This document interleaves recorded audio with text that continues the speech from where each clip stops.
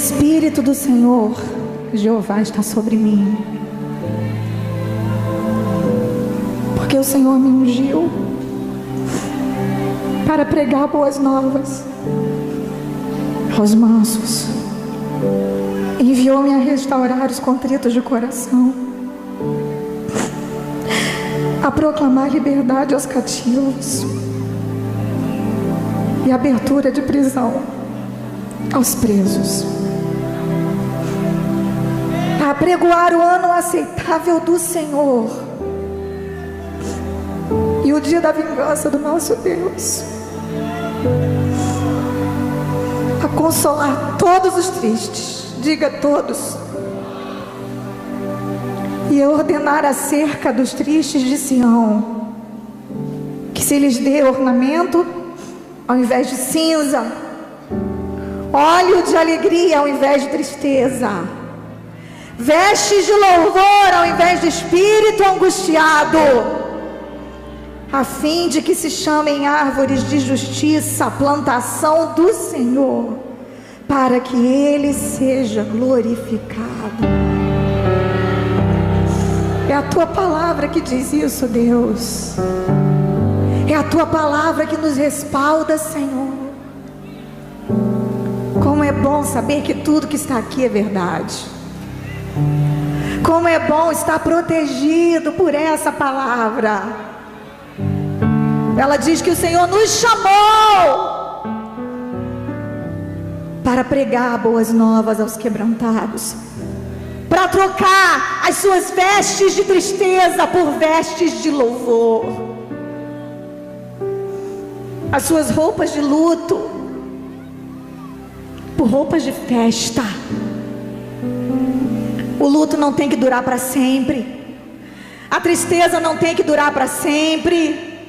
No mundo tereis aflições, mas as aflições não precisam nos ter, porque quem nos tem é o Senhor, é Ele quem é o nosso dono, é Ele que governa a nossa vida, é Ele que comanda, Ele é o sim, o não, nele estão o sim e o amém.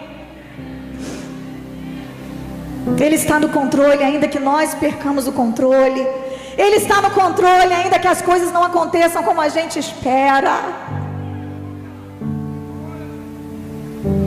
Eu já havia passado por tantas lutas na minha vida.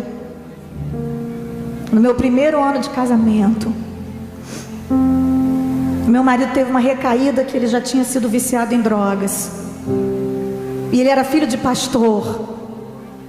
E depois que nós nos casamos, ele caiu de novo e ficou aprisionado pela cocaína e pela maconha, de forma que o meu primeiro ano de casamento foi uma luta muito grande. Eu já havia passado por momentos difíceis durante o noivado, que eu terminava e voltava, mas o Senhor me deu o sim para eu casar com Ele, e eu me casei debaixo da vontade de Deus.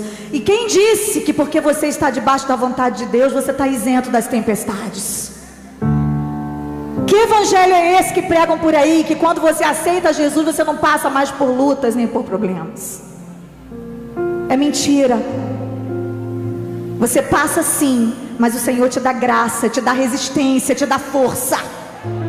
O próprio apóstolo Paulo disse que ele clamou ao Senhor por um espinho na carne, um espírito esbofeteador que o atormentava, e Deus disse: a minha graça te basta, porque o meu poder se aperfeiçoa na tua fraqueza. Quando estamos fracos, amados, aí é que somos fortes, porque nós nos tornamos dependentes de Deus. Eu achava que eu era crente, até eu ter que me deparar com demônios terríveis na vida do meu próprio marido. Drogado, chegava todos os dias de madrugada, vendo espíritos malignos dentro da minha casa. Meu casamento tinha tudo para dar errado, até que eu resolvi me derramar no altar do Senhor. E aí eu descobri que não havia saída para mim, a não ser na presença de Deus, e escondida debaixo da verdade, que é a sua palavra. Eu resolvi parar de brigar com ele, comecei a brigar com Satanás. Sabe como é que se briga com o diabo? Se revestindo da armadura de Deus. Lá em Efésios 6, é o capacete da salvação, é o escudo da fé, é a couraça da justiça, é o cinturão da verdade. Não adianta chegar na frente do espelho e dizer: eu visto essa armadura e saio hoje protegido. A armadura de Deus não é um amuleto, a armadura de Deus é uma postura. É quando você escolhe estar atrás da verdade, é quando você escolhe estar atrás da justiça, que é Jesus Cristo, é quando você escolhe estar andando por fé, de fé em fé, como Jesus te chamou para andar. É quando você não questiona Deus, você simplesmente crê que o que Ele é, que o que Ele faz, o que Ele diz é o melhor para você, ainda que você não ache que é. Isso também é fé. É crer no impossível, mas é acreditar que o Deus do impossível nem sempre pensa como nós. A maioria das vezes Ele nem pensa como nós, mas Ele sempre tem os melhores caminhos para nós. E para a glória e honra do nome de Jesus, depois de um tempo orando, clamando, intercedendo, me santificando, deixa eu dizer uma coisa para você: antes de Deus mudar essa pessoa por quem você tem orado, talvez Ele queira mudar você. Sabia disso? Ei, mulher, você que está orando aí pelo seu marido, querida, se acha santa, você se acha tão corretinha. Eu também era assim, até que eu descobri que Deus queria fazer uma reforma no meu coração. E quando Deus começou a me mudar, o ambiente da minha casa começou a mudar, a glória de Deus começou a entrar lá em casa. E sabe o que aconteceu? Um dia, o meu marido voltou da favela, de joelhos aos pés da minha cama, pedindo para eu orar por ele, porque ele não queria mais viver se não fosse para Deus.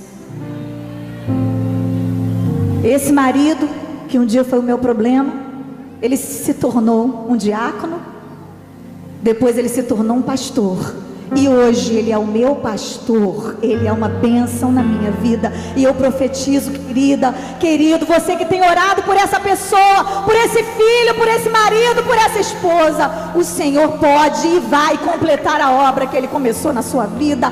Crê no Senhor Jesus e será salvo tu e a tua casa, diz a palavra de Deus. Você crê na Bíblia? Está lá em Atos 16. Nós cantamos aqui hoje. Paulo e Silas estavam orando e cantando hinos a Deus. O que eles estavam fazendo? Eles estavam fazendo o que? Murmurando, reclamando, falando mal do marido para a vizinha, da esposa, falando mal do pastor, era isso? O que eles estavam fazendo? Mais alto, gente! Adorando a Deus. E de repente houve um terremoto tão grande que os alicerces da prisão foram abalados. Abriram-se todas as portas, as prisões de todos foram soltas. Deus não quer abrir as prisões de alguns, Deus quer abrir as prisões de todos na sua família. O carcereiro pensou que todo mundo tinha fugido, quis se matar. Paulo chegou e disse: não faça nada contra a sua vida, nós estamos todos aqui. O ambiente estava tão bom, amados, que até com as prisões abertas, eles preferiram ficar ali dentro. O lugar bom de se estar é onde Jesus está presente. Ouviu? Presta atenção nisso. É onde Jesus está, que é um lugar maravilhoso. Deus libertou meu marido. Depois de um tempo eu enfrentei outra prova. Perdi minha voz. Fiz uma cirurgia de cordas vocais. Fiquei pior do que estava. 1 ano sem cantar. Não sabia mais se a voz ia voltar. E eu chorava todos os dias. Eu chorava e dizia: Deus, eu não entendo porque que a Beyoncé canta pelada e tem voz, e eu que nasci para te adorar perdi a minha voz. O que é, Senhor? Alguma coisa está acontecendo aí que eu não estou entendendo.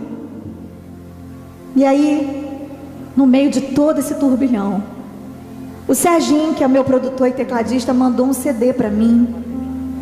E nesse CD estava contida uma canção, mas não tinha minha voz, só tinha um instrumental.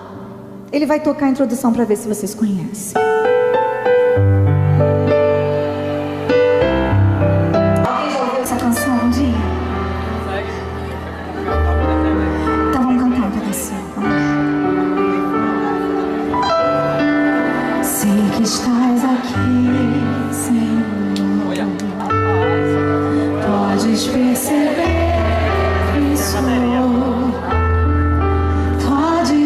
florescerá em mim um verdadeiro adorador. A minha oferta ofereço a ti, Deus meu, pra reconhecer que nada tenho, tudo é teu. Quero te adorar, ainda que a figueira não floresça. Quero me alegrar, mesmo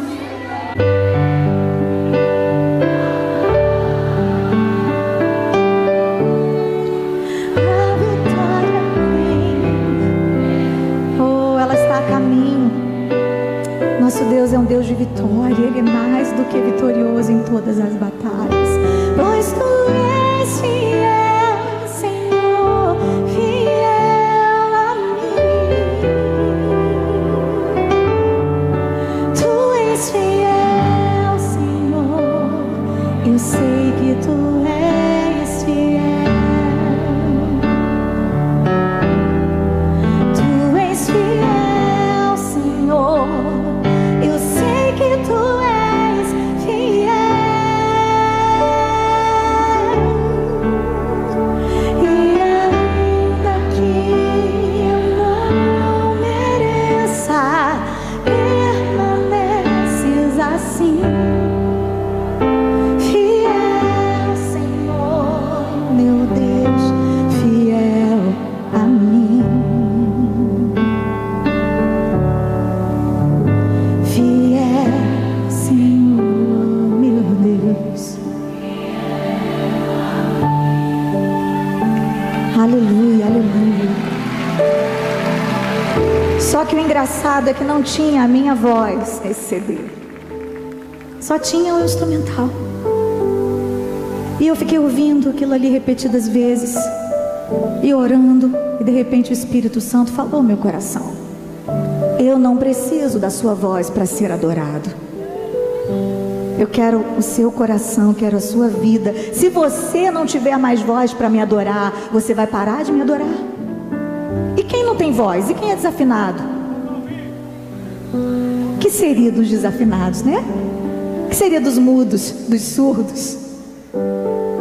Deus entende a voz de um adorador, porque essa voz sai do coração quebrantado. É isso aí. Se você é um adorador, aplauda o Senhor com vontade. Naquela hora ali eu entendi que Deus estava querendo me levar a um novo nível. A um novo nível de intimidade com Ele. Deus não deixa um crente passar luta à toa. Está ouvindo o que eu estou falando? Você que está passando prova e está achando que Deus te abandonou. Deus não deixa um crente passar uma luta sem um objetivo.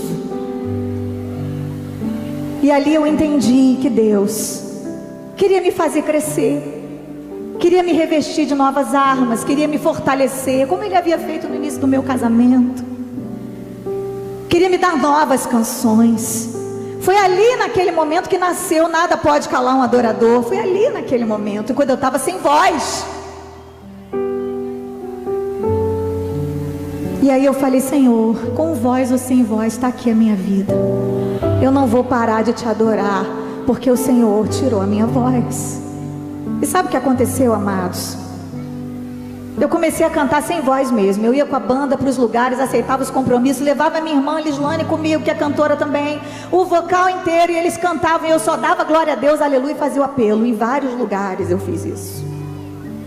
Minha voz só tinha ar, mas o meu coração estava cheio de adoração ao meu Senhor. E muitas vezes eu saía do palco, ia chorar lá atrás, sem saber se a minha voz voltaria. E o Senhor me devolveu a minha voz, como vocês podem ver hoje. Para a glória do nome do Senhor, hoje eu posso cantar outra vez. Amém. Isso foi no ano de 2008. O ano de 2016 não foi fácil para mim.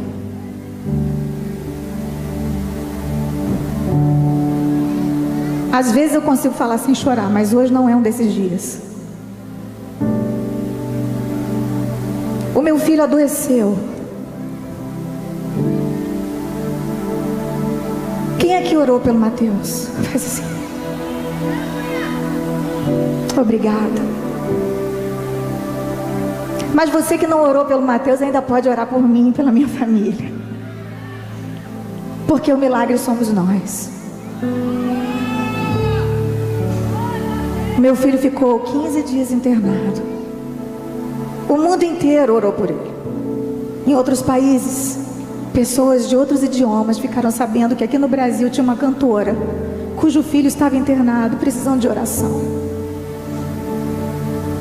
Durante todos aqueles dias, o hospital foi invadido por gente.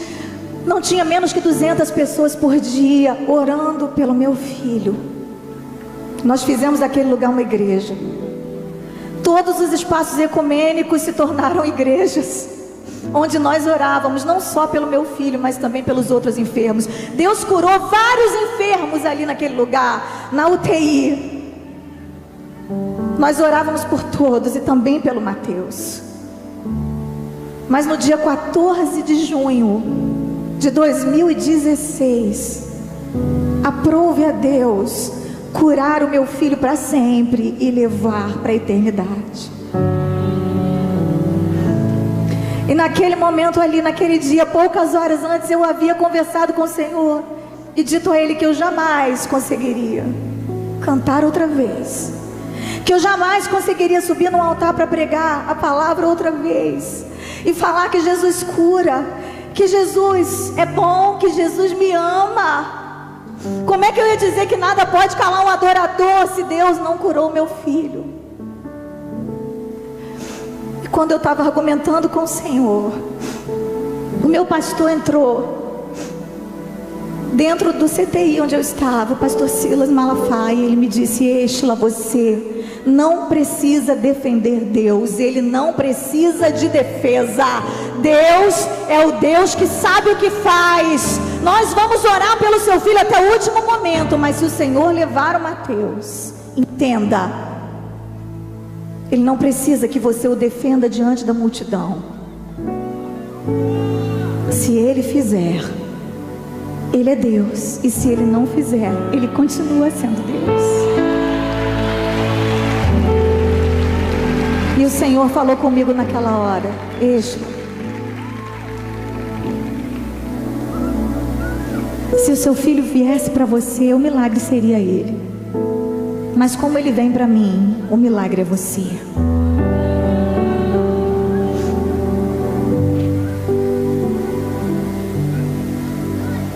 E naquele momento ali, nós fomos para outra salinha, demos as mãos e começamos a cantar: ao único que é digno de receber a honra e a glória, a força e o poder, ao Rei eterno e imortal, invisível, mas real, a Ele ministramos o louvor. Coroamos a Ti, ó Rei Jesus. Coroamos a Ti, ó Rei Jesus. Adoramos o Teu nome, nos rendemos aos Teus pés, consagramos todo o nosso ser a Ti. Enquanto nós estávamos cantando de mãos dadas, por volta de 4h20 da tarde do dia 14 de junho de 2016, nós recebemos a notícia de que o coração do Mateus havia parado de bater. E nessa hora nós entregamos o nosso filho ao Senhor. sei o que foi que você perdeu, querido, na sua vida, na sua trajetória. Mas eu vou dizer uma coisa que eu descobri nesses dias. Eu conseguiria viver sem o meu marido, tanto que eu o entreguei a Deus. Eu conseguiria viver sem a minha voz. Eu descobri que eu posso viver sem o Mateus, mas eu não posso viver sem a presença de Deus. Na verdade, eu tenho me apegado à presença de Deus muito mais do que antes, porque agora eu me tranco no meu quarto e eu falo: Deus, eu só saio daqui quando a tua presença encher esse lugar, porque eu troco a minha dor pela tua presença. Eu não posso viver sem a tua presença, Deus. Eu não posso viver sem a tua presença. Me dá a tua graça, me dá a tua unção. O Senhor me devolveu o meu marido, o Senhor me devolveu a minha voz. E quanto ao meu filho? Quanto ao meu filho, está na Bíblia. Não quero que vocês sofram como aqueles que não têm esperança. Está lá na carta de Paulo aos Tessalonicenses. Um dia, ao soar da trombeta, todos aqueles que morreram em Cristo ressuscitarão primeiro e se encontrarão com Deus nas alturas, e nós, os que estivermos vivos, estaremos com eles para sempre. Para sempre.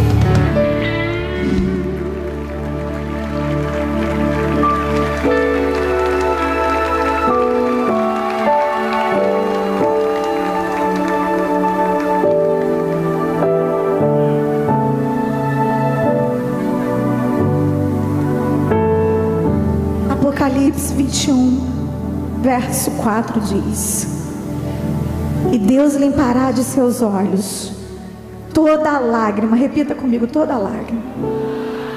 Não haverá mais morte, nem pranto, nem clamor, nem dor, porque já as primeiras coisas são passadas. Nós estamos vivendo aqui as primeiras coisas, amados.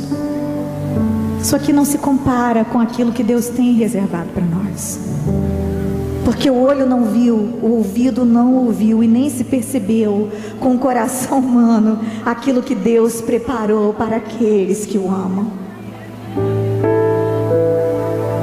Eu sei que dias melhores virão. Eu creio, eu declaro, eu profetizo, eu tomo posse dessa palavra aqui publicamente, diante de vocês, diante da igreja, diante dos demônios, dos anjos que nos veem nessa noite, que dias melhores virão. 4 dias depois que Deus levou o Mateus, eu tive coragem de entrar na minha casa. Nos primeiros 4 dias eu fiquei na casa de amigos, com a minha família, que agora somos eu, o Odilon e o Lucas. E quando nós entramos em casa, a primeira coisa que eu quis fazer foi guardar as roupas dele, porque eu não ia fazer um altar no quarto dele. E presta atenção, você que está enlutado há 10 anos, em nome de Jesus, faz o que tem que ser feito, enterra o que tem que ser enterrado, para você não se enterrar junto. Eu sei que eu estou falando com alguém aqui que precisa ouvir isso. E nós entramos no quarto do Mateus, dobramos as roupinhas dele, ouvindo as canções que ele mais gostava, adorando ao Senhor, glorificando a Deus, mesmo sem entender, mas sabendo que Deus deve ter tido um bom motivo para dizer não para uma igreja no mundo inteiro que estava orando. Deus não tem prazer em dizer não aos seus filhos. Uma coisa linda que eu li, que foi até o apóstolo René Terranova que escreveu nas redes sociais dele, ele disse: ninguém vence um sim de Deus quando o Eterno resolve chamar os seus embaixadores para prestarem conta diante dele.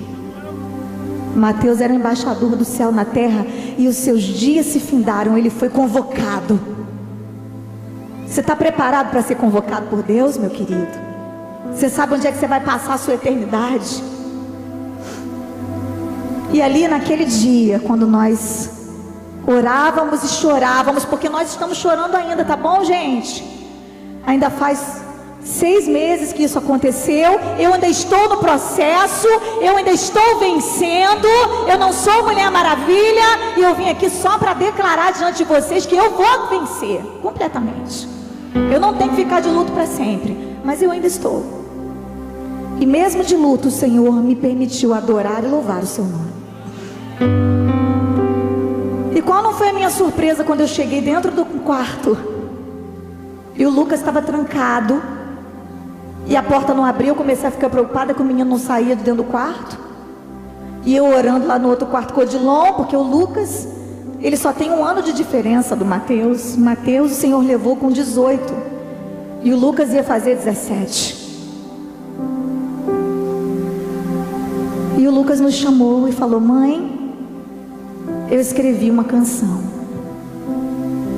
Foi a primeira canção que ele escreveu. Deixa eu dizer uma coisa para você: do meio da tragédia que você está vivendo, Deus pode suscitar um milagre poderoso. Eu quero profetizar isso sobre a sua vida, porque eu tenho vivido isso. Deus pode transformar a sua dor no seu ministério. E nessa noite eu quero ter o prazer e a alegria de convidar o meu filho para cantar para vocês a primeira canção que ele escreveu para Deus, que começa falando de saudade, mas termina falando de eternidade. Eu quero que vocês aplaudam o Senhor pela vida do Lucas.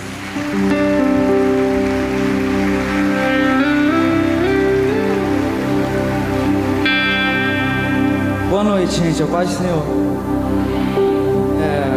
Como minha mãe estava falando aqui, essa música nasceu num momento de muita dor para mim. Eu escrevi ela 4 dias depois de eu ter enterrado o meu melhor amigo, a pessoa que eu cresci junto, que conversava sobre tudo, meu irmão. E naquele dia, naquele momento, eu percebi que eu podia fazer 2 coisas: ou me entregava à minha tristeza, à minha angústia, à depressão e à revolta, ou eu confiava em Deus, ou acreditava que Ele ama a gente, Ele cuida da gente, mesmo que Ele não responda os nossos desejos como a gente quer. E eu confiei em Deus, eu acreditei que Ele tinha o melhor, porque eu vi que seria muito pior passar por aquele momento longe dele. Então eu escrevi essa música, foi minha primeira música, que foi um consolo do Espírito Santo, que eu tenho certeza que começa eu como um desabafo, falando que eu estava com saudade, mas termina com a mensagem de esperança e de arrebatamento. Que Jesus vai voltar e eu ainda vou ver o meu irmão mais uma vez. Eu vou ver ele de novo. Eu vou ver o Senhor Jesus, que eu adoro, de novo. De novo não, né? Pela primeira vez. E vai ser incrível isso. Então eu vou cantar aqui a música.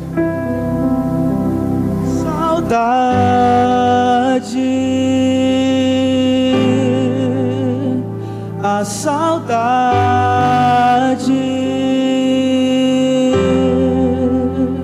que deixou as lembranças de momentos com você.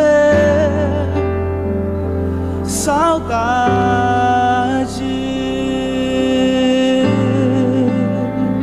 a saudade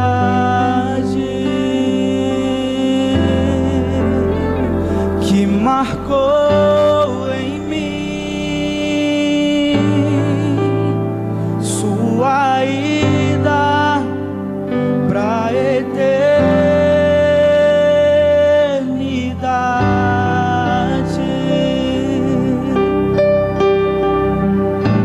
mas ainda vou ver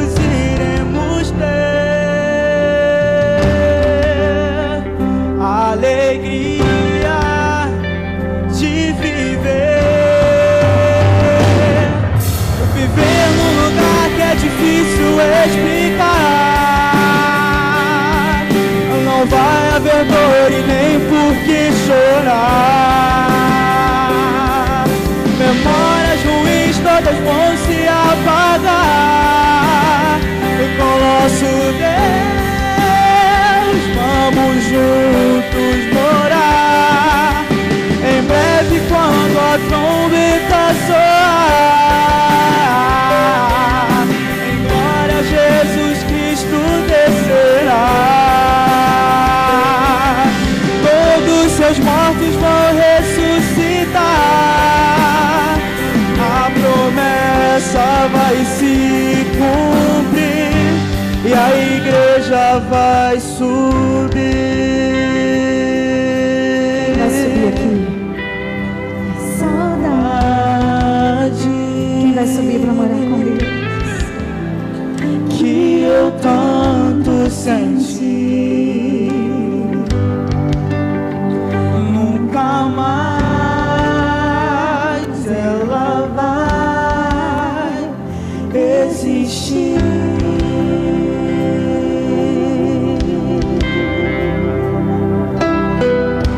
A saudade vai acabar, amém, queridos? Você que está enlutado também receba o consolo de Deus nessa noite.